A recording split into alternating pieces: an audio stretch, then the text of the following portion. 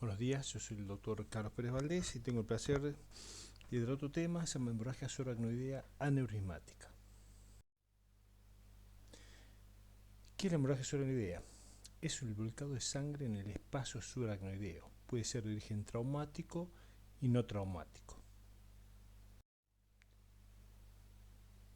¿Por qué estudiamos esto? Tiene alta carga sociosanitaria, aún más pesada, dado que incide en un porcentaje elevado sobre personas jóvenes, previamente sanas y completamente independientes.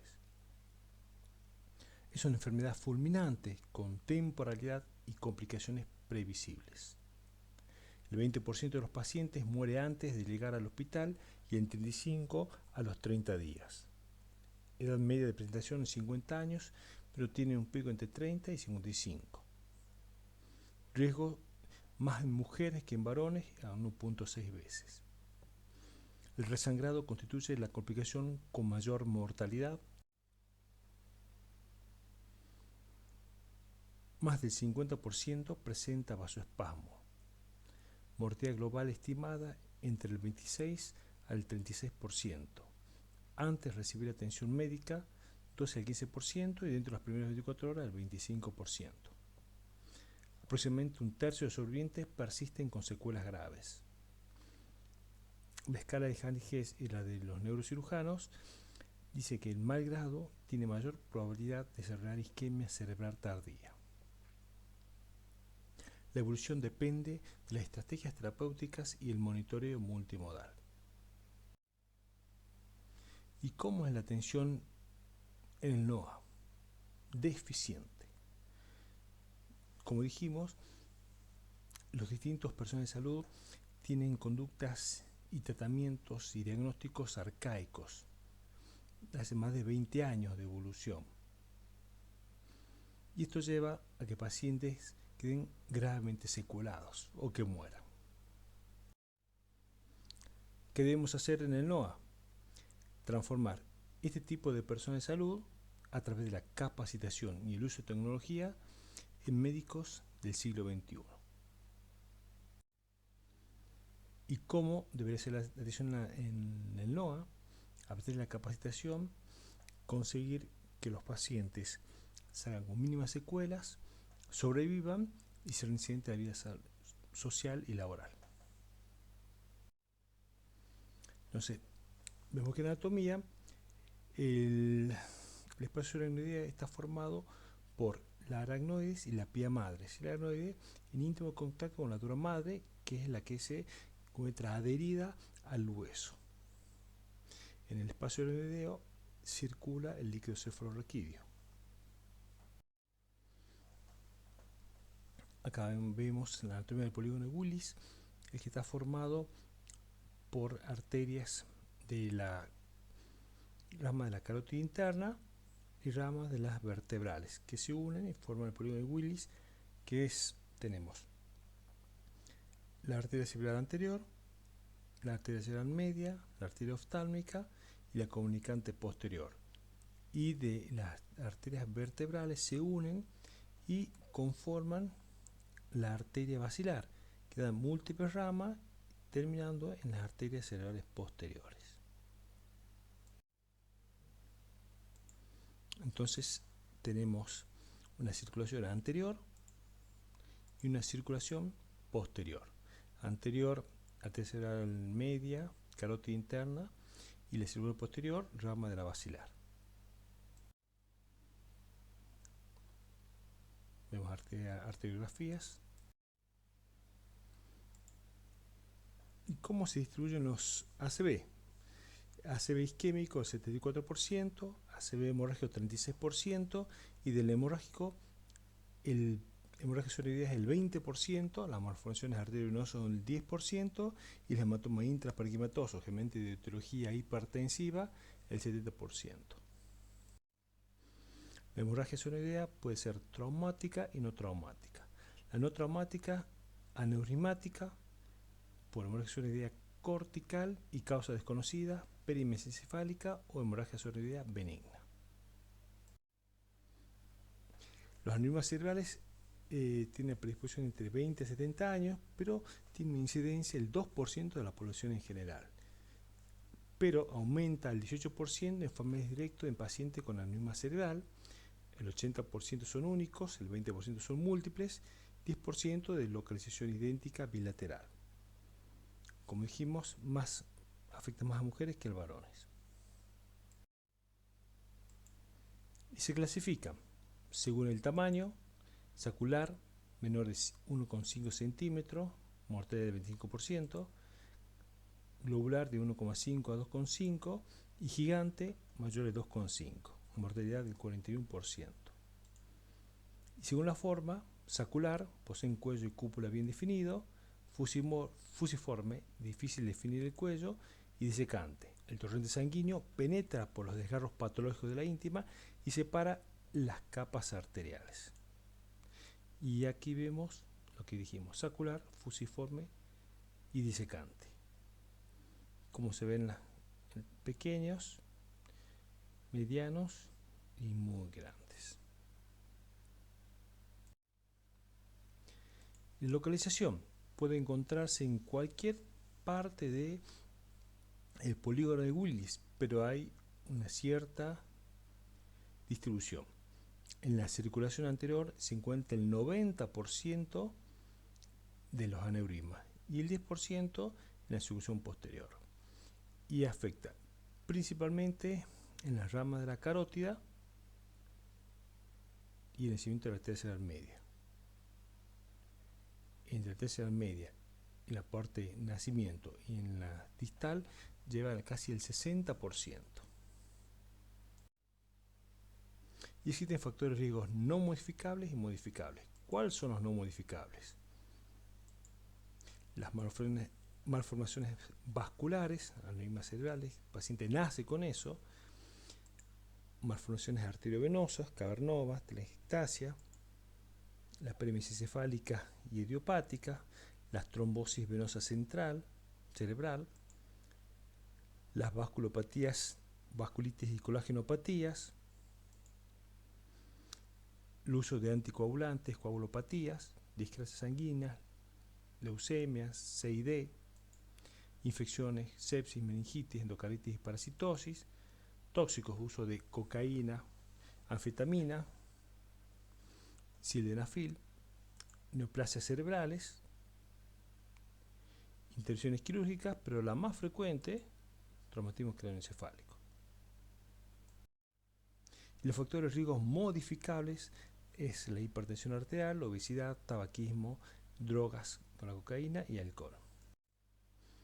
Formación de aneurisma, hay teoría de Carmichael, que dice que hay factores genéticos, donde hay disminución o ausencia de la túnica media, y los cambios degenerativos causados por un estrés, por la hipertensión, el estrés hemodinámico, aterosclerosis y hábito de fumar. Inicialmente va a haber una lesión en el endotelio, esa lesión ocasiona que se desnude y hay una agresión plaquetaria y formación de fibrina. Con la llegada de macrófagos inicia un proceso inflamatorio y migración de fibroblastos y crecimiento del endotelio. El endotelio lesionado ocasiona engrosamiento por fibrosis subintimal con mayor turbulencia, generando más daño y debilidad de la pared circulante. Y acá vemos cómo queda la pared y progresivamente se va dilatando hasta romperse.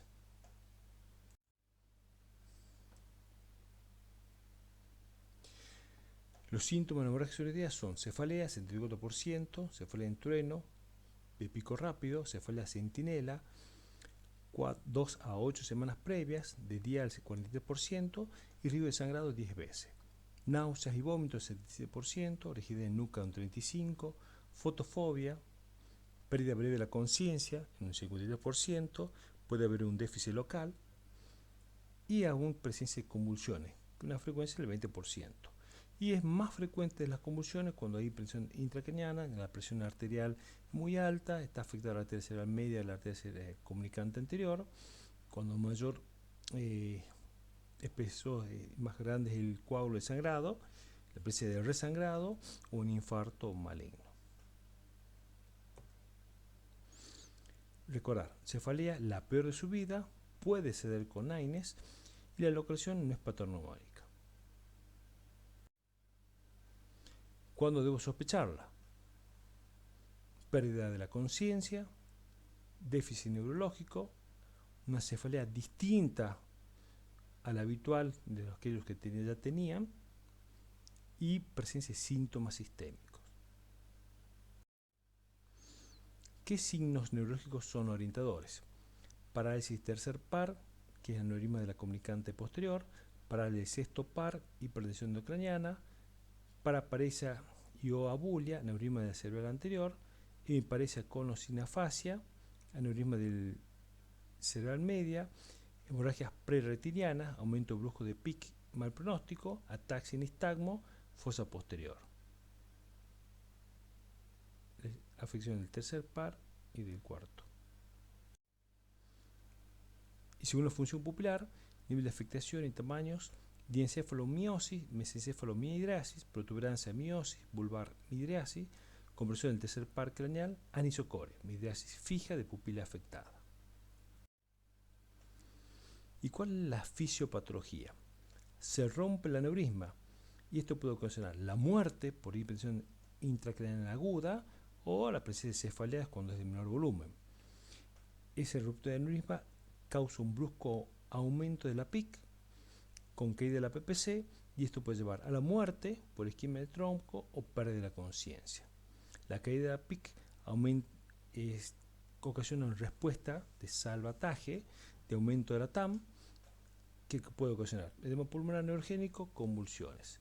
El aumento de la TAM aumenta la PPC, causando un resangrado, muerte o restablecimiento de la conciencia, y el aumento de la PPC restablece el flujo sanguíneo cerebral.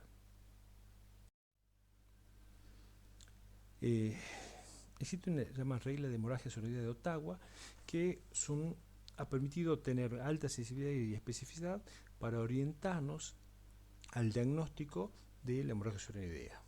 ¿Y qué dice? Para pacientes en alerta mayor de 15 años con cefaleas graves no traumáticas de intensidad severa que alcanza la intensidad máxima en una hora.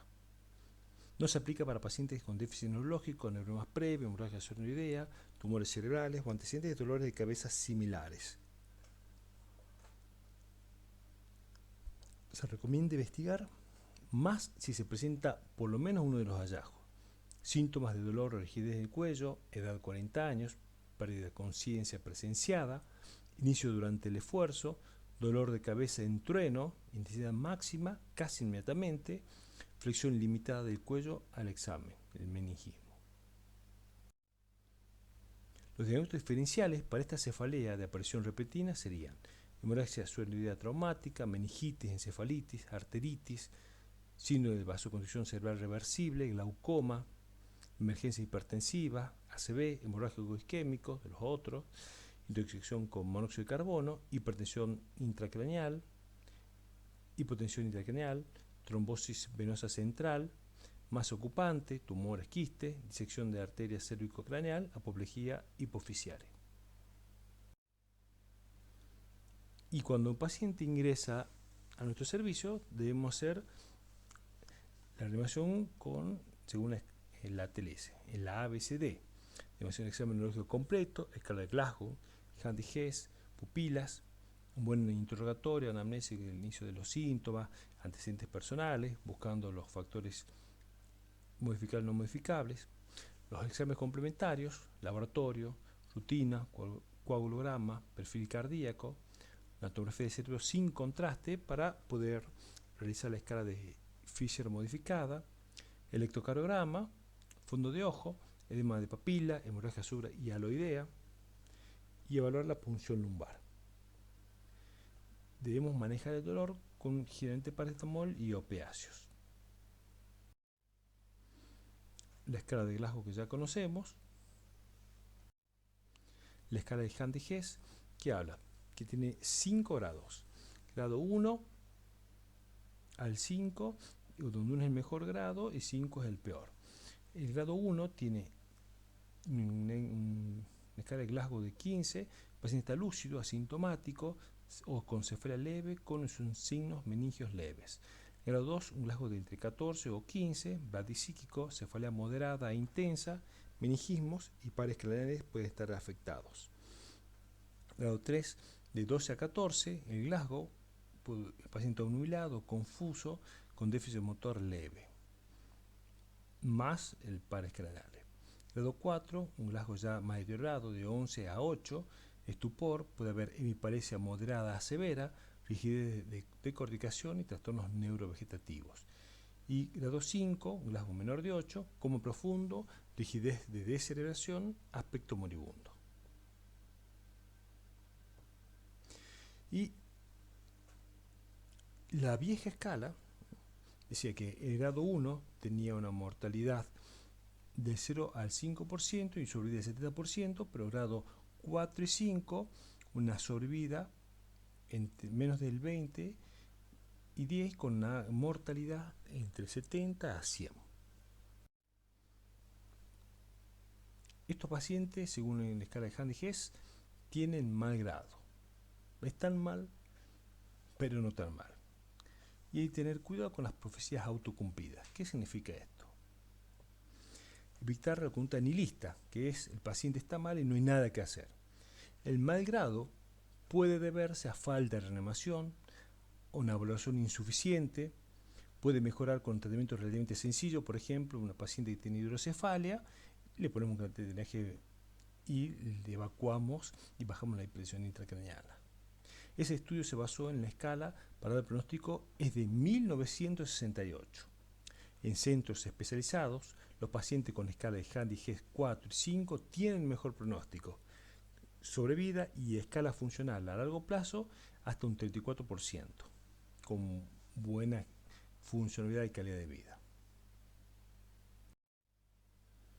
Y la escala de Fisher, que tenemos la Fisher modificada, que tiene 5 grados, donde la escala de grado 0 es una tomografía normal, grado 1 tiene poca sangre y sin hemoventrículo. En la grado 2 la hemorragia cerebral puede ser fina o causa ausente, pero tiene hemoventrículo. En el grado 3 la hemorragia ya es más gruesa y está ausente el hemoventrículo, y la peor, grado 4, mucho sangrado con hematoma intraventricular. A medida que va incrementándose la escala, va aumentando el riesgo de hidrocefalia, vasoespasmo y isquemia cerebral tardía. Entonces, la sospecha de la hemorragia es una idea, debemos hacer una tomografía de cerebro sin contraste, y esta puede decir que sea positiva o negativa a la hemorragia es una idea. Si es positiva, inmediatamente una angiografía, vemos el vaso, buscamos el aneurisma. Y si es negativa, pero yo tengo una alta sospecha, evalúo la punción lumbar. Y vemos acá, lo que ya dijimos, el paciente que da angiotomografía, hacemos el diagnóstico con un aneurisma y evaluamos. Es una cirugía urgente, entonces va a cirugía. Si no es urgente, hacemos una angiografía por resonancia o una arteriografía biohemodinámica. Encontramos el aneurisma y vemos, ¿es embolizable o no embolizable? Es embolizable, es la cirugía de elección. Y si no es embolizable, por las distintas características del aneurisma, la localización, es cirugía convencional. Si el paciente tenía una tomografía que no se viera hemorragia cerebral, pero tenía alta probabilidad diagnóstica, se hacía la punción lumbar. Si la punción lumbar da positiva, iba a la arteriografía; si da negativa, se seguía buscando otros diagnósticos diferenciales.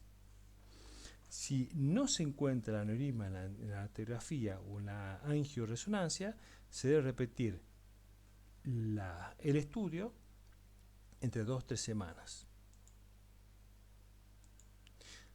La angionegativa, realizar resonancia de cerebro y columna cérvico-dorsal, debido a que cavernomas y malformaciones arteriovenosos pueden manifestarse como la hemorragia cerebroidea.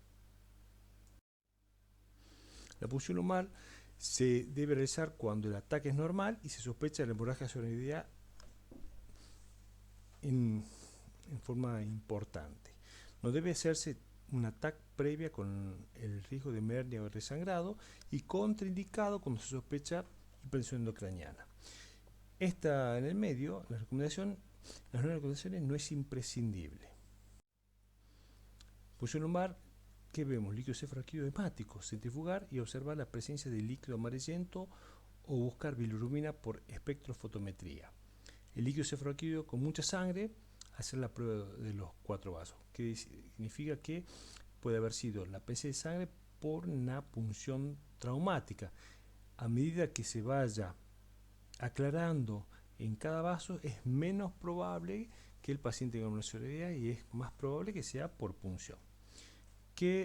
Cuando hago la punción, ¿qué debo estudiar? La presión de apertura elevada, líquido cefalorraquídeo xantocrómico y el alto contenido de glóbulos rojos. Y acá vemos las diferencias en los líquidos.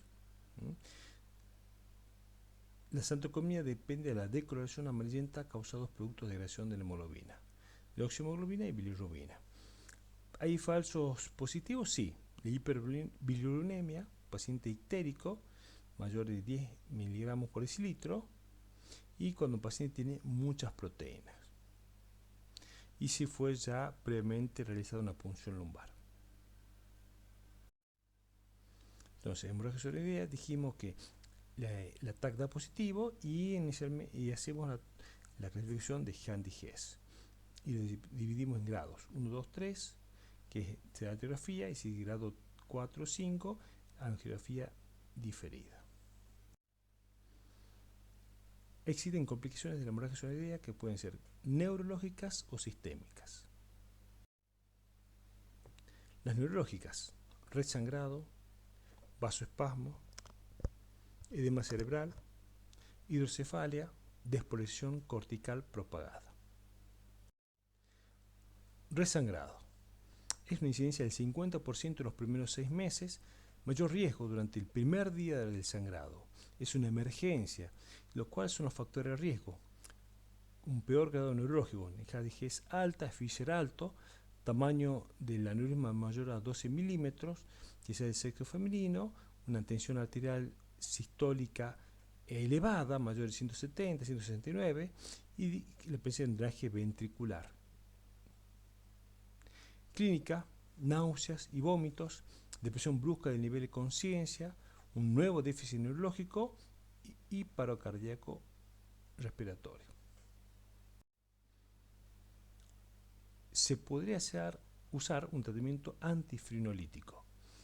Se usa el ácido tranexámico o similares, que la administración de 1 gramo cada 6 horas, desde la sala de emergencia hasta 72 horas después del sangrado o reparación aneurisma, ha demostrado cierta protección.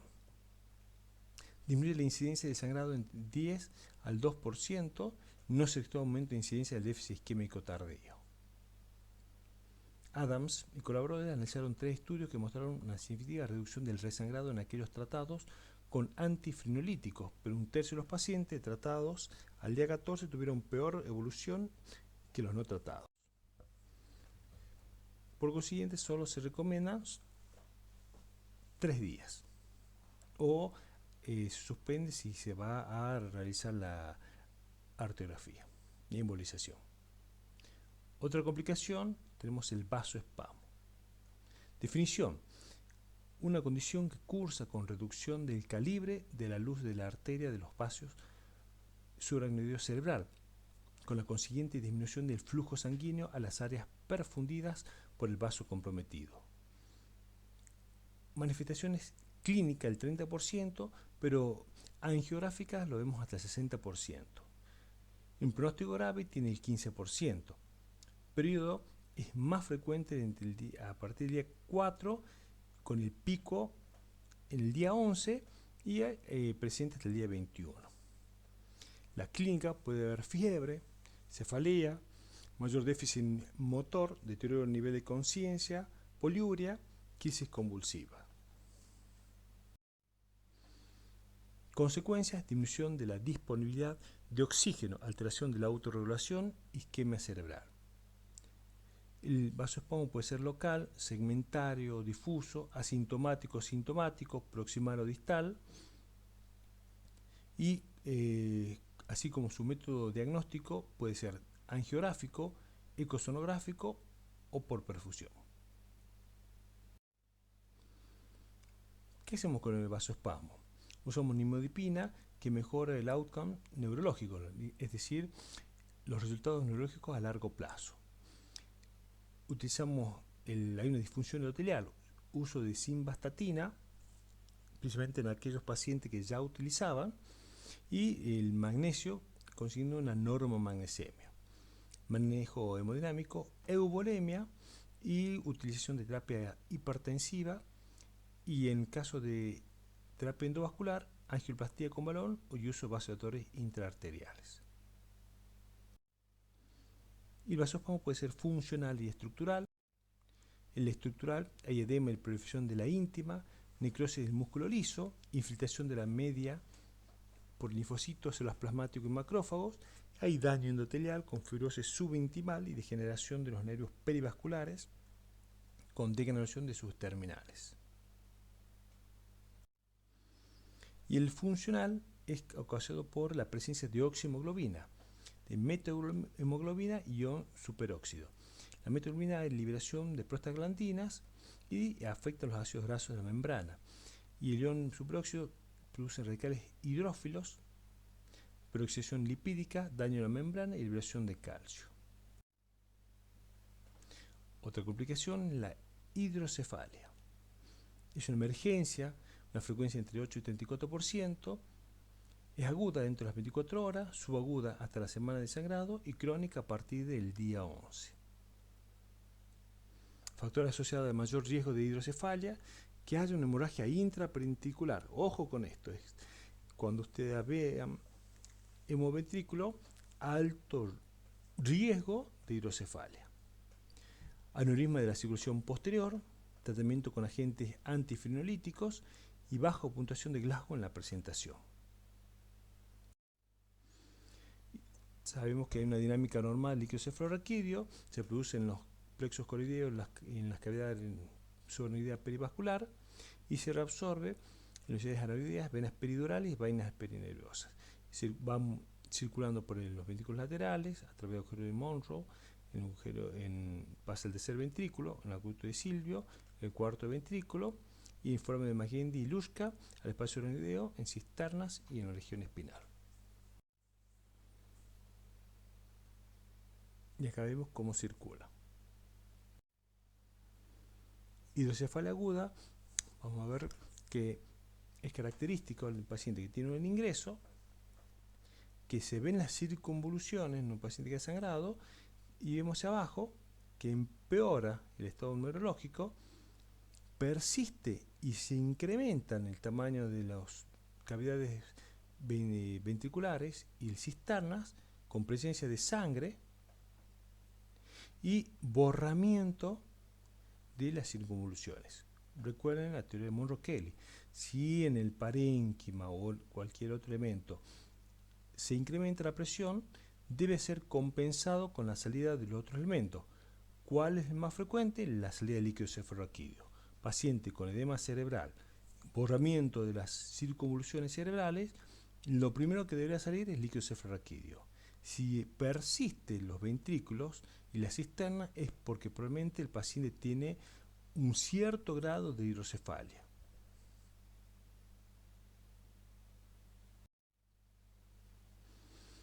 Se coloca el drenaje, hasta se utiliza reglas con un reservorio medido, es generalmente entre 100 a 150 mililitros, y debe ser por encima entre el 15 a 10 centímetros por encima del trago,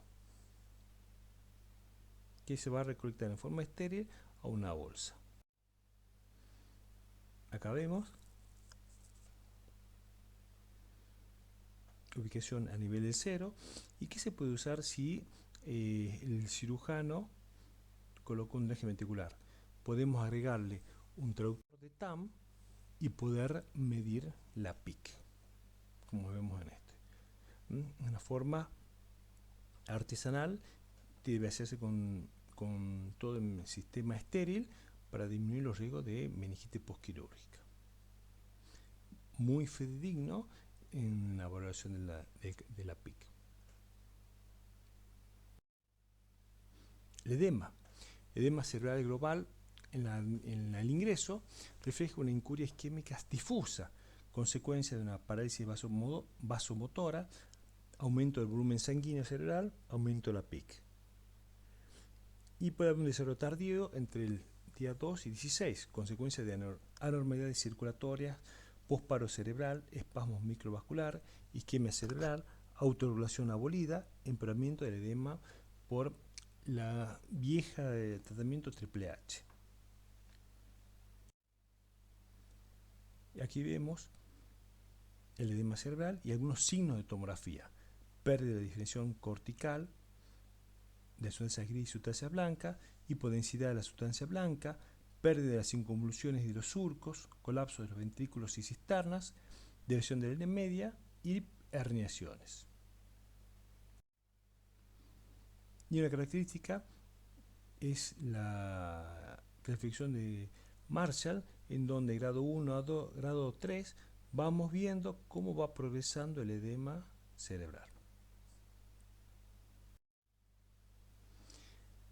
Aparece en el 20% de los pacientes de mal grado al momento de la admisión, asociado a pérdida de conciencia, isquemia cerebral difusa y reproducción secundaria, incrementa el riesgo de morbimortalidad y disfunción cognitiva. El edema cerebral global causa difusión endotelial, falla de la autorregulación y disrupción de la barrera hematoencefálica. Otras complicaciones son las convulsiones. Ocurren entre el 4 y el 26% de los casos, mayor incidencia en la presencia de hematoma córtico subcortical. Tenemos un estatus epiléptico no convulsivo, que es una actividad convulsiva prolongada en ausencia de signos motores mayores. Y no existe una estadística real en nuestro país. Hay un estudio llamado ISAT que dice que la epilepsia se desarrolla en 1 de cada 14 o a 20 pacientes después de producir una convulsión. El estado epiléptico no convulsivo es una condición epiléptica de duración de más de 30 minutos en la cual existe actividad epileptiforme continua y recurrente en el electroencefalograma, que es responsable de síntomas clínicos diversos como alteración de estado mental, comportamiento, afectividad, percepción sensorial y conciencia. Factores de riesgo: sexo femenino, edad mayor de 55 años, necesidad de ventriculostomía, peor estado clínico en Handy-Hess, será el 3, 4 y 5, coágulo espeso en la sangre cisternal, lesiones estructurales, ácido isquémico y hemorrágico. Otros factores: consumo de alcohol, convulsiones, clínicamente evidente en el momento de la presentación, historia previa de convulsiones, edema cerebral y craneotomía. Otra complicación, la despolarización cortical propagada. CSD, siglas en inglés, es una onda de despolarización casi completa de las células neuronales y de la glía, acoplada a una respuesta de vasoconstricción y dilatación vascular que ocurre en la hemorragia subaracnoidea, la hemorragia intracerebral, el TEC y el ictus isquémico. Se caracteriza por un cambio en potencial negativo con una amplitud de entre el menos 10 y menos 30 milivolt, duración de aproximadamente 1 minuto y cambio en la homeostasis iónica cerebral intracelular, intra y extracelular. Puede conducir a estrés oxidativo, agravamiento de estados hipóxico y muerte neuronal, debido a vasoconstricción arterial intensa causada por una respuesta hemodinámica inversa, fenómeno denominado isquemia extendida. También esa vasoconstricción en pequeños vasos puede ocasionar microtrombosis, por consiguiente isquemia. Asociación entre su incidencia y el deterioro neurológico a largo plazo como isquemia cerebral tardía. Se diagnostica con electrodos sobre el parénquima cerebral. También había un estudio donde se estaba intentando a través de electroencefalograma extracraneal extendido de 24 horas, poder hacer el diagnóstico. Pero todavía no hay recomendaciones ni utilización en la práctica clínica. Complicaciones extraneurológicas: disfunción renal, pulmonares, hiperglucemias, cardiovasculares, alteración del sistema nervioso y de la médula adrenal. La hemorragia sudoidea puede tener activación del sistema nervioso y de la médula adrenal, aumento de catecolaminas plasmática, elevación de aminas urinarias y lesiones destructivas hipotálmicas con microinfartos, hemorragias y vasoespasmo. Inicialmente hay un equilibrio entre el cerebro y el corazón, pero posteriormente en la hemorragia sudoidea hay un caos donde el cerebro ocasiona gran daño a nivel del corazón. Produce arritmias, mayor elevación de norepinefrina, que incrementa la disposición y potenciales de acción cardíaco, incrementa la automaticidad, incidencia de entre 50 y 90%, implicancia clínica: el 4% desarrolla arritmias ventriculares, taquicardia ventricular, asistolia y torsión de punta. Las arritmias y cambios en el electrocardiograma que se puede observar son cambios morfológicos, cambios en conducción. Los morfológicos, de todos: depresión del segmento ST, elevación del diámetro ST, inversión de onda T, ondas U prominentes, producción del QT, cambio en no específico del ST, PR corto, ondas P picudas, ondas T picudas. Y cambio de conducción: taquicardia sinusal, bradicardia sinusal, fibrilación auricular, flutter auricular, taquicardia atrial, paroxística, contracción atrial, paro sinusal, taquicardia ventricular, estacitos ventriculares, fibrilación ventricular, torsis de punta. Pues por eso que nosotros, dentro de nuestro screening inicial, debemos pedir las enzimas cardíacas y el ecocardiograma para tener un basal y poder hacer un diagnóstico de cómo se encuentra el paciente y ver los cambios posteriores al caos que se produce por liberación de catecolaminas. Además, tenemos el edema neurogénico, que hay una teoría de Theodore y Robin que dice que hay una vasoconstricción periférica con desplazamiento de sangre, con aumento de la presión capilar pulmonar y ocasionando por trauma más disfunción ventricular izquierda. Esa disfunción ventricular izquierda inicialmente es reversible. ¿Por qué? Hay liberación de catecolaminas que estimulan por la corteza insular, hipotálamo y amígdalas, reactivación, hiperactividad simpática, vasoconstricción de la microconstricción cardíaca y miocitólisis. Incidencia del 8%, el 10 al 30% de los pacientes presentan síntomas, un 20 al 50% elevan a CPKMB y generalmente es reversible en un 80% de los pacientes a las 2 semanas. ¿Qué puede haber? Miocardio atontado, miocardiopatía por estrés, balonamiento apical ventricular izquierdo, síndrome de corazón roto. Los síntomas: fallo cardíaco, shock cardiogénico, dolor precordial similar a un áncor, espasmos coronarios, taquipnea, palpitaciones y cambios en el electrocardiograma. Famoso Takotsubo. Takotsubo es una trampa japonesa para los pulpos. Y es un balonamiento apical de ventrículo. Y es causado por altos niveles de adrenalina o epinefrina,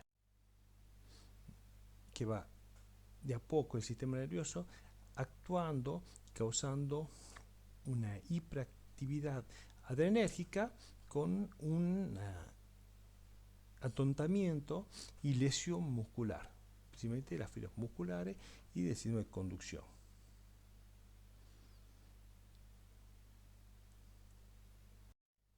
Entonces vemos que el corazón, cuando hace la sístole, la hace en su porción media y en la porción apical no lo puede realizar. Como vemos en la resonancia, y en algunas partes puede llegar a ocasionar infarto. Diferenciación entre infarto y miocardio atontado.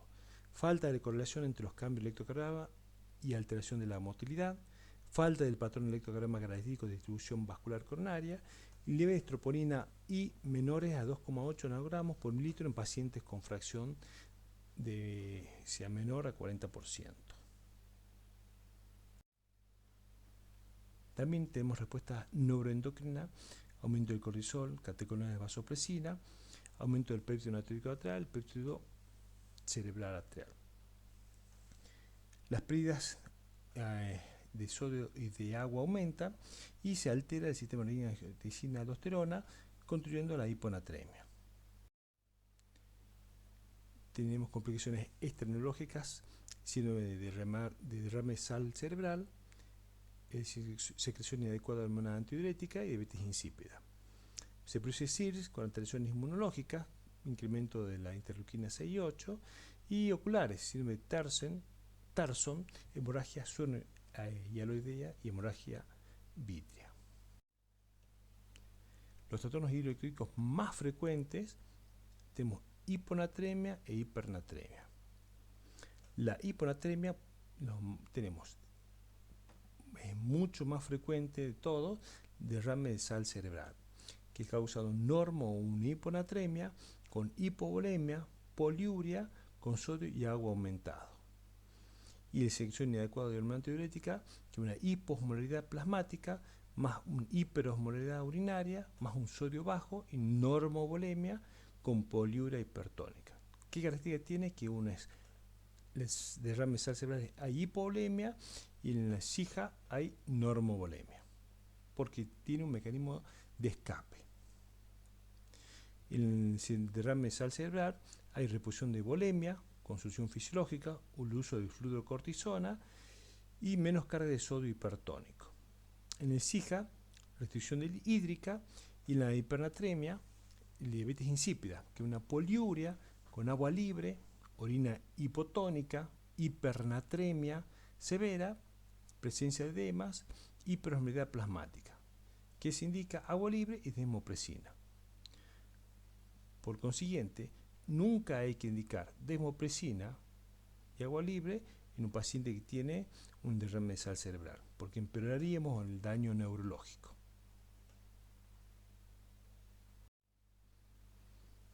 Utilizamos múltiples métodos diagnósticos.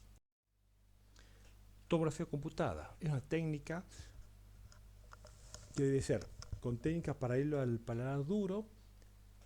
Se observa la cantidad de sangre, va a depender de la cantidad de sangre que se produjo de sangrado, y distinta sensibilidad y capacidad de hacer el diagnóstico con el tiempo de evolución. Si es dentro de las 12 horas, el 100% del diagnóstico, pero a medida que pasa el tiempo, los días, baja hasta el 50% a la semana.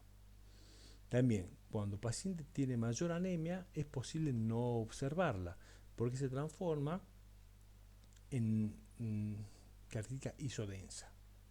Y, obviamente, con los tomógrafos de menor resolución, lo más antiguo es más difícil verlo, mejor verlo con el de tercera generación, que llega hasta el 100% del diagnóstico. Resonancia magnética nuclear se observa en T1, T2 y FLAIR, mayor rédito a los 5 días en comparación con la tomografía, la complicación es un tiempo prolongado, difícil de realizar en pacientes con deterioro del sensorio y se encuentran en el REM, no siempre está disponible, y recordar las contraindicaciones.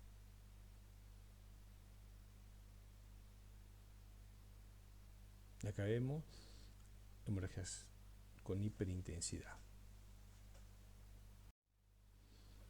La angiotomografía utiliza medio de contraste, sensibilidad promedio del 95%, permite obtener reconstrucciones en 3D y es un estudio rápido. Lo negativo, dijimos, la lesión y la presencia de anafilaxis. Y aquí vemos la hermosa reconstrucción en 3D que permite al cirujano plantear la estrategia quirúrgica convencional del clipado. La angioresonancia no utiliza contraste, sensibilidad del 90 al 95%, permite obtener reconstrucción en 3D. La angiografía digital es el gold estándar, es un método invasivo, debe incluir vasos del cuello, la carótida y las vertebrales, y el 15% de los pacientes dijimos que tienen aneurismas múltiples. 5 al 10% de la población tienen aneurismas pequeños y debe excluir el aneurisma, puede excluir el aneurisma en el mismo acto. El riesgo es del 2%. Siempre se pregunta, tengo pacientes que tienen 2 o 3 aneurismas, se debe excluir el aneurisma responsable de hemorragia solenoidea. Los otros es muy baja la probabilidad de que sangre, aún con terapéutica de hipertensión arterial. Es menos del 0,5%.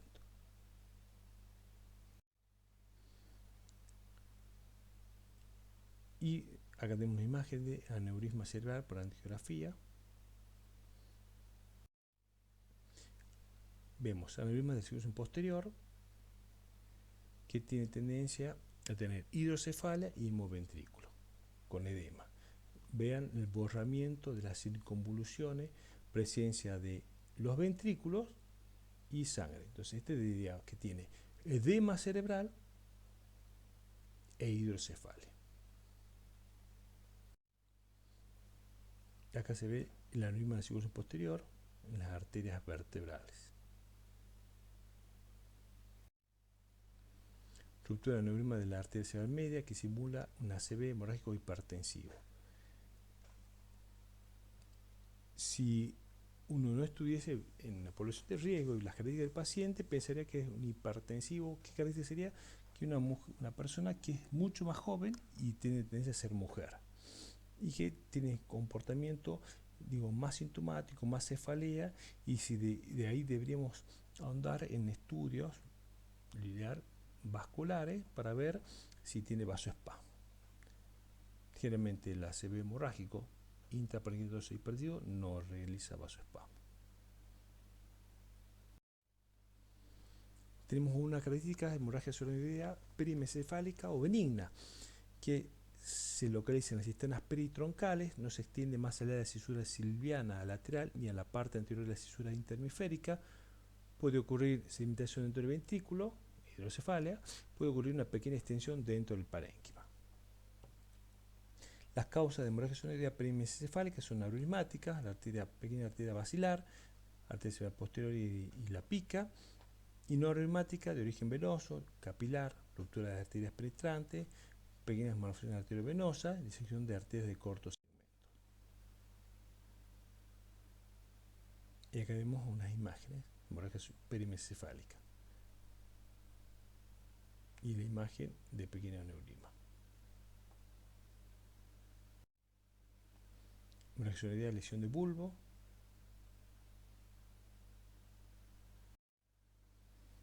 aneurisma en la basilar,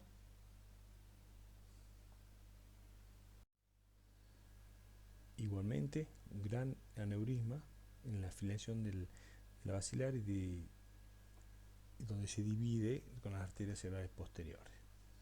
Y observamos mucho líquido peritroncal con tendencia a dilatación y obstrucción del cuarto ventrículo.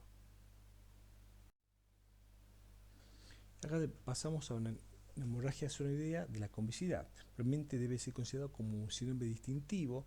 Solo el 25% sospecha de hemorragia solenoidea, cefalea del 50%, origen desde nuca poco frecuente. Algunos pacientes tienen déficit neurológico, pueden tener convulsiones, pero en un 60%, y locución corteza frontal derecha. Se caracteriza por colisiones hemáticas en uno o varios surcos adyacentes sin sangrado en el parénquima cerebral, fisura interhemisférica, cisternas basales o ventrículos. Asociado múltiple etiología, traumatismo, enfermedades aneurismáticas, oclusión de venas corticales, síndrome de leucoencefalopatía posterior reversible, síndrome de vasoconstricción cerebral reversible, angiopatía amiloidea cerebral, vasculitis, coagulopatía, principalmente consumo de cocaína, alcohol y abscesos cerebrales. Y acá vemos bien cortical, sin lo que veíamos anteriormente con gran compromiso. Seguimos viendo otras imágenes, tomografía de resonancia, pequeños sangrados, ruptura, vasos apicales. No olvidar, la hemorragia senoidea puede ser la primera manifestación de una fístula arteriovenosa dural. Los tumores toracolumbares también pueden expresarse como hemorragia senoidea, tal y como schwannomas, visto en resonancia, y el hematoma subdural podría ocultar un aneurisma. No es muy frecuente. ¿Cómo se ven los hemorragias senoidea por arterias, por compromiso de la arteria cerebral media? Son grandes, son los más aparatosos, los más frecuentes, con mucho compromiso, que puede producir hematomas intraparenquimatosos con importante volcado cisural bilateral. Acá lo vemos, gran hematoma con depresión de la línea media, con edema cerebral, hidrocefalia, hemoventrículos, isquemias. ¿Y cómo realizamos el monitoreo? Volvemos. Tenemos que salir de esa forma arcaica, antigua, no beneficiosa para el paciente de cómo se realizaba antes. No debemos creer, porque el creer, la fe es para la iglesia. En medicina tenemos que estar con la mayor certeza, y la certeza y la aproximación es a través de la acumulación de exámenes complementarios, la unión y la integración de múltiples datos y, como vemos abajo, el trabajo interdisciplinario, no solamente de nosotros, sino de compartir la responsabilidad y la acción con otros integrantes del equipo multidisciplinario. El monitoreo puede ser saturación de oxígeno, TAM invasiva y no invasiva, medición de la volemia, monitoreo hemodinámico, Doppler transcraneal, PIC-PPC, SAYO y PTO2. Estos temas ya los vimos en otras clases. ¿Cómo monitoreo el vasoespasmo? Puedo hacerlo a través del Doppler transcraneal, a través de la angiografía por situación digital, que es el gold estándar, visualiza el afinamiento concéntrico de las arterias, que puede ser focal, segmentaria o difusa, y se divide en leve, moderada y severa. Y si yo estoy haciendo el diagnóstico, puedo utilizar angioplastia con balón o instalación de droga vasodilatadora, nimodipina endovenoso, diltiazem, etc. El electroencefalograma también puede hablar de vasoespasmo cuando hay un cambio en la velocidad de las ondas. Tomografía computada, la tomografía por perfusión ha demostrado sensibilidad del 100%, especialidad del 92% para la detección de vasoespasmo. La angiotomografía muestra disminución del tiempo medio de tránsito y del flujo cerebral. El SPECT, el tomografía por xenón y positrón emisión, el PET, hay poca evidencia, pero lo puede demostrar. La resonancia magnética nuclear por difusión, sensible para la isquemia y fases tempranas del vasoespasmo. Espectroscopía cercana al infrarrojo, el NIRS, mide saturación de oxígeno, cambio en la concentración de hemoglobina y directamente flujo cerebral. Tiene habilidad para detectar vasoespasmo, es baja, pero puede utilizarse en monitoreo de impacto terapéutico. Factores de riesgo del vasoespasmo, cantidad de sangre en el espacio senoideo, cuantificación del volumen de sangre en la cisterna, presencia de sangre en los ventrículos laterales, edad menor de 50 años, principio de glucemia, pobre condición clínica, aneurisma del carótida interna y comunicante anterior, duración del periodo de inconsciencia y velocidad de aclaramiento. Y acá vemos un paciente que tiene con vasoespasmo con velocidad de 165 la media, con 226 la sistólica y 122 la diastólica, y lo que sería una ecografía Doppler transcraneal normal de una velocidad media de 52. Acá vemos un Doppler normal, velocidad de 58, y un Doppler con vasoespasmo. Si yo tengo un vasoespasmo con aneurisma clipado, puedo aumentar la TAM entre el 15 al 35%, veo si desaparecen los síntomas. Si sucede así, debo mantener una TAM elevada por 24 o 28 horas y progresivamente ir disminuyendo la TAM y viendo cómo es la respuesta clínica. Si siguen mejorando el estado clínico, continúo disminuyendo la TAM. Y si cuando estoy disminuyendo aumento los síntomas, debo mantener la TAM óptima.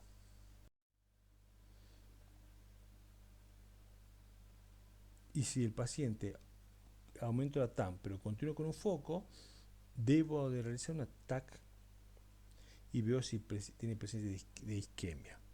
No veo nada, entonces pido una angiografía y puede permitirme ver los vasos distales y la papaverina ya no se utiliza y ver el acceso si en vasos proximales con angioplastia con balón. El vasoespasmo no es el factor principal de isquemia cerebral tardía. El 70% se desarrolla el vasoespasmo angiográfico en las primeras 2 semanas y tiene una detección clínica del 30%. La isquemia cerebral tardía y infartos subsiguientes son factores independientes del mal pronóstico.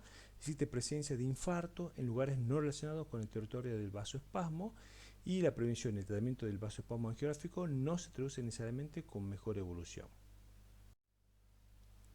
Recuerda que el vasoespasmo definimos por velocidad de sistólica, la media, la pulsatilidad y índice de resistencia. Y para diferenciar entre hipervolemia e hipertensión del vasoespasmo a través del índice de Lindergan. Es importante desde el DTC en el vasoespasmo y sí, ya hubo muchas revisiones y guías que recomiendan la utilización del Doppler transcranial para hacer el diagnóstico, el seguimiento y el tratamiento del vasoespasmo. Los resultados son previsibles y el vasoespasmo puede ser identificado y tratado tempranamente. Existen vasoespasmos que son asintomáticos, necesariamente es necesario el monitoreo en tiempo real y frecuente, y si yo veo el vasoespasmo por el Doppler transcranial, predice que tiene una isquemia cerebral tardía en una alta sensibilidad, alto valor predictivo negativo y especificidad del 71%. Existe el duplex, pero no ha demostrado ser mejor que el Doppler transcranial. Y dijimos que el vasoespasmo era leve, moderado, severo, entre 120, 120, 200 y 200. Y a través del índice de Lindergan vemos de 1.1 a 2.9 es hiperemia y más de 3 es vasoespasmo. ¿Cómo saca el índice de Lindergan? Es la velocidad media de la arteria cerebral media sobre la velocidad media de la arteria carótida interna extracraneal.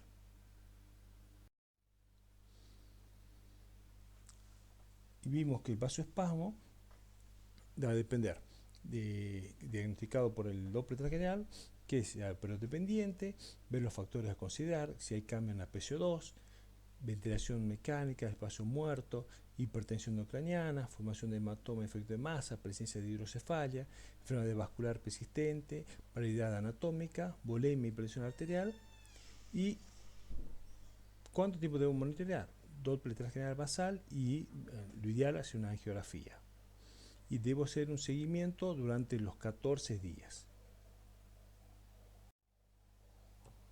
Recordar que el tratamiento de vasoespasmo, los pacientes con vasoespasmo establecido se recomienda el tratamiento precoz del aneurisma y mantener una situación de normovolemia con el empleo de soluciones cristaloides. Nivel de evidencia 3 grados de gluconegación 6.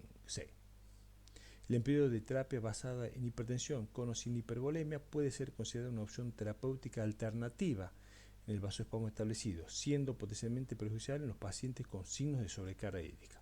Nivel de evidencia 3, grado de combinación 6.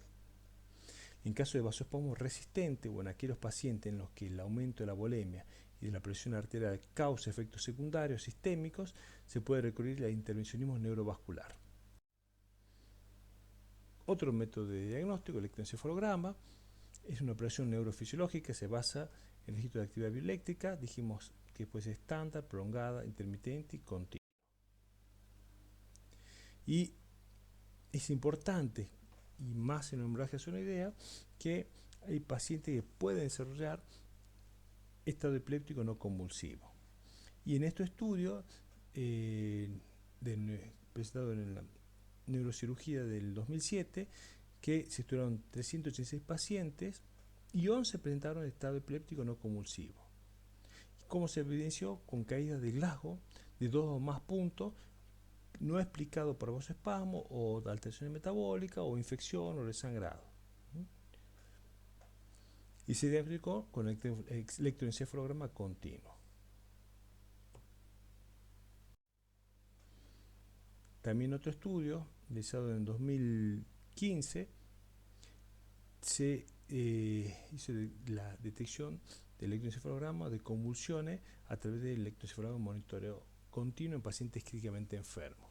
Se estudiaron 570 pacientes y se vieron que el 19% de los pacientes tenían convulsiones, el 34% de crisis no convulsiva y el 76% en estatus no convulsivo. Y esta es una patología que no estamos diagnosticando, por consiguiente nuestros pacientes están con mayor daño, mayor isquemia y mal resultado a largo plazo porque no logramos hacer el diagnóstico. Los GT de PIC ya hablamos, existen intraventricular, intraparenquimatoso, epidural, subdural. Existen varios traductores, de Codman, Camino, Spiegel. Y los sensores se deben colocar en la zona no isquémica.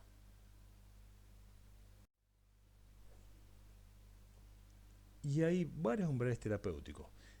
Lo normal de la presión intracraneana es que sea entre 8 a 12.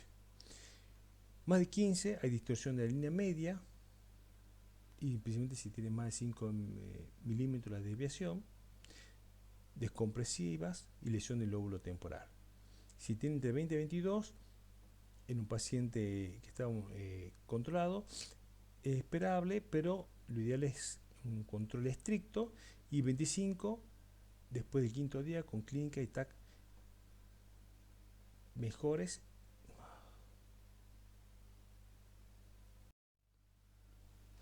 En teoría de PIC hay umbrales para iniciar las distintas conductas.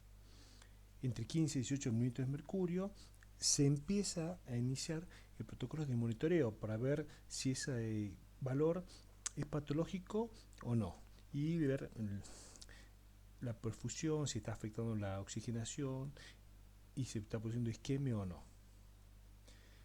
El punto de corte 20-22 es la habitual y donde iniciamos los protocolos de tratamiento de hipertensión intracraneana.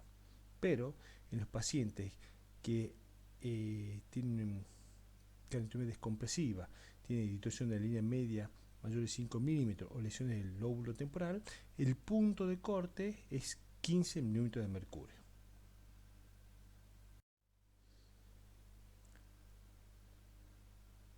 Es importante el manejo de los pacientes a través del catéter PIC, donde uno va a buscar que las presiones intracraneanas sean entre 20 a 22. Por encima de esto es un predictor de mal pronóstico. Y las PPC por debajo de 60 también asociado a mal pronóstico. Tratamiento. Recordemos, nuestro tratamiento debe ser basado en múltiples datos y especialmente protocolos, y nuestro comportamiento no debe empeorar el estado neurológico. Medidas generales, ya hablamos al inicio: vía aérea permeable, reposo físico y psíquico, analgesia, paracetamol o opiáceo, un plan de atención con solución fisiológica de 20 a 30 mililitros por kilogramo, control de glucemia, evitar las maniobras de Valsalva, por consiguiente darle purgantes, lactulón y dieta rica en fibras para evitar la constipación. catárdicos, antieméticos, profilaxis de trombosis venosa profunda. Si el paciente no ha sido excluido en el aneurisma, se utilizan las botas neumáticas, y si el paciente ha sido excluido, el uso entre las 12 a 24 horas de enoxaparina. Profilaxis de hemorragia digestiva debido al estrés y nimodipina 60 miligramos cada 4 horas, 360 miligramos por día. Y discutido la profilaxis de convulsiones. Hacen unas reglas de N: normoglucemia, normoxemia, normopsiquis, normotensión, normorritmia, normovolemia, normoiones de estado normal de sodio, potasio, magnesio y fósforo, normotermia y normocapnia. ¿Qué debemos evitar en hemorragia senoidea? La hiperglucemia, la acidosis, la hiponatremia, la hipoxia, hipomagnesemia, hipertermia.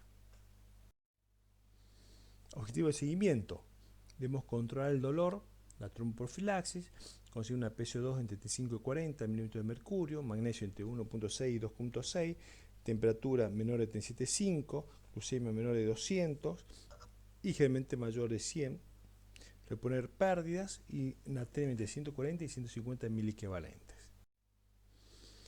El diagnóstico de hemorragia senoidea: puede haber resangrado, vasoespasmo e hidrocefalia. Si hay resangrado, cierre precoz del aneurisma. Si no es posible, valorar la utilización de antifenolíticos. Si hay vasoespasmo, la prevención es nimodipina y valorar el uso de estatinas. Y si es espasmo sintomático, hipertensión, hiponormovolemia, y ver si es necesaria la intervención neurovascular. En cambio de hidrocefalia, si es sintomática, el drenaje del líquido cefalorraquídeo. Es mejor si ya fue excluido el aneurisma por los riesgos de empeorar el resangrado. Tratamiento general. El abordaje inicial es vital para el resultado final del paciente. Las soluciones fisiológicas, cloruro de sodio al 0,9%, son recomendadas y se infunden a una velocidad de 15 a 30 mililitros por kilogramo. No se recomiendan el uso de soluciones hipotónicas o hipertónicas porque pueden desarrollar edema cerebral o mielitis pontina. Debe realizarse el diagnóstico temprano de las complicaciones neurológicas y extraneurológicas, por ejemplo, edema cerebral a través de la triada de Cushing, hipertensión, bradicardia y trastorno del patrón respiratorio, también estados hiperdinâmicos con cambios en el segmento ST que pueden simular isquemia miocárdica. Estatinas. Con su uso no hubo ningún impacto en la mortalidad y en el resultado funcional con los datos de los estudios evaluados. Otros estudios sugieren que el retiro brusco de las estatinas podría empeorar el resultado, por lo que hay que tener precaución. El consenso general es que se debe esperar para pruebas definitivas antes de recomendar el uso rutinario de la estatina, pero si ya se ha iniciado, puede considerarse la opción del tratamiento continuarlo.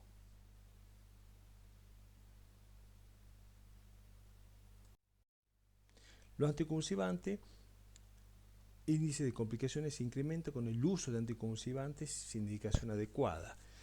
Mayor internación, fiebre y déficit isquémico neurológico producido por el uso de esta droga.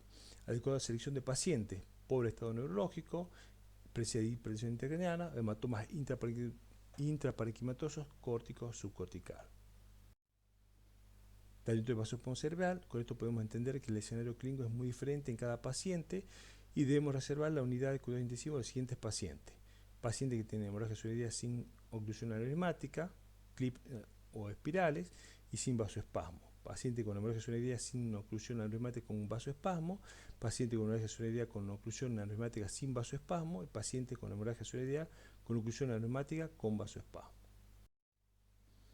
En los pacientes con hemorragia senoidea sin oclusión aneurismática y sin vasoespasmo, el primer grupo de pacientes no requiere manejo avanzado de terapia intensiva neurológica, solo se deberá tomar la decisión de la oclusión aneurismática para evitar un resangrado. El paciente en lo que se realizará la oclusión aneurismática retardada y riesgo alto de resangrado, y la que no tenga contraindicación clínica, un uso corto de terapia de ácido tranexámico o ácido aminocaproico es razonable para disminuir el riesgo de resangrado. En paciente con hemorragia senoidea sin oclusión aneurismática y con vasoespasmo, este grupo es un caso extremo de riesgo debido a que el tratamiento escalonado no se podrá iniciar por los riesgos de resangrado asociado a la elevación de la presión arterial inducida por el tratamiento farmacológico. Así que se deberá de hacer todo lo posible para excluir el aneurisma para que se permita un manejo escalonado del vasoespasmo. La hipertensión arterial extrema requiere tratamiento y se debe evitar la hipotensión arterial. La magnitud de la presión arterial debe reducir el riesgo de resangrado y se ha establecido que sea por debajo de 160 milímetros de mercurio. Paciente con hemorragia arterial con oclusión aneurismática y con vasoespasmo, el cuarto grupo es sin duda el paciente que debe ser tratado con la terapia escalonada y que tendrá el beneficio de recibir el tratamiento completo para evitar las lesiones isquémicas focales y difusas producidas por el vasoespasmo. Existe un tratamiento quirúrgico del aneurisma.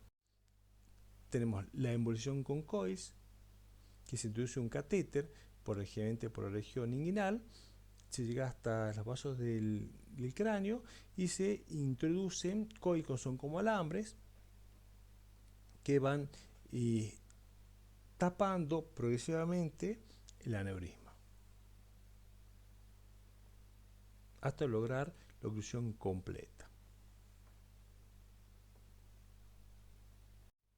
Y el otro tratamiento es el clipado quirúrgico, que es la oclusión con estos elementos a través de la visualización a cielo abierto del cráneo. Y siempre hubo una discusión entre el tratamiento endovascular y el clipado. Discusión entre los dos neurocirujanos, cuál era el método más eficiente. La oclusión precoz del aneurisma se puede realizar en forma endovascular mediante la utilización de COIS o mediante clampaje quirúrgico, demostrando la primera una pequeña ventaja en los aneurismas abordables con ambas técnicas. El estudio ISAT en los enfermos con hemorragia senoidea secundaria a la ruptura del aneurisma intracraneal, el tratamiento intravascular comparado con el tratamiento quirúrgico reduce el riesgo de muerte o discapacidad a largo plazo. La versión Cochrane de 2018, el tratamiento mediante embolización endovascular parece mejorar el pronóstico y la supervivencia global de los pacientes con ruptura aneurismática.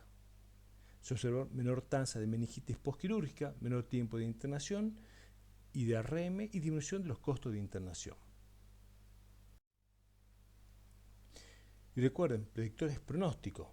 Debemos ver que los predictores de malos resultados son la presentación clínica severa, la hiperglucemia, la fiebre, la anemia, la presencia de resangrado con síntomas de vasoespasmos, infartos cerebrales, la edad mayor, enfermedades preexistentes, complicaciones infecciosas, edema cerebral global como TAC, hematoma, hemorragia intraventricular, hematoma intraparenquimatoso.